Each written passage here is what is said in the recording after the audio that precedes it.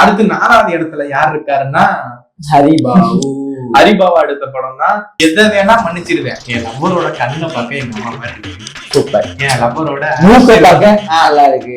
இப்படிதான் என் லவ்வரே எங்க அம்மா மாதிரி அதே போட்டோ காட்டுவாங்க. அந்த இடத்துல வந்து ஒரு என்னடா இது அப்படின்னு இருக்கும். சரி அம்மாவுக்கு சொல்றேன், படத்துல ஹீரோயின் வேற ஆள் வச்சுட்டு இந்த பொண்ணுக்கு ஒரு பிரச்சனை வருது. நார்மலா வந்து விஷால் இருக்காருங்க, இந்த பொண்ணை பாக்குறாரு, அம்மா மாதிரியே இருக்கு. அந்த பார்த்தா அந்த பொண்ணுக்கு ஏகப்பட்ட பிரச்சனை இருக்கு, வில்லன் சம்பந்தமா ஏகப்பட்ட கெடுபிடிகள் இருக்கு, அதை அவர் காப்பாத்த போறாரு, ஏன்னா அவங்க அம்மா மாதிரி இருக்காருன்னா ஓகே. இந்த படம் ஹீரோயினே அம்மா மாதிரி இருக்குன்ற போது அதுதான் பிரச்சனை. ஹீரோயின் அம்மா கூட உங்க அம்மா மாதிரி இருக்கலாம். இவரு காதலிக்கிற பொண்ணு இவங்க அம்மா மாதிரி இல்லாம அந்த காதலிக்கிற பொண்ணோட ஃப்ரெண்டு என்னன்னா, விஷாலுக்கு அம்மா பிரியா பவானி சங்கர். ஆனா விஷால் யார லவ் பண்றாரு? பிரியா பவானி சங்கர்.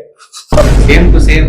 எனக்கு அப்பயே இருக்கும்போது கொட்டாய வருது, என்னடா இந்த படத்தெல்லாம் சொல்ல வேண்டியதா இருக்கு வாழ்க்கையில. அப்படி இந்த படம்லாம் பார்த்துருக்கோமே, கன்னட படம்னா ஒரு டைம்ல ஓட்டு தள்ளுவாங்க. இப்போ கன்னட படம்னா KGF, Salaar, காந்தாரான்றான். Telugu industry RRR நல்லா போயிட்டு இருக்கு. அது 2-3 படம் இண்டஸ்ட்ரியில வந்த பெஸ்ட் படம்னா மகாராஜா, அது மட்டும் தான் சொல்ல முடியும். மகாராஜா, லப்பர் பந்து,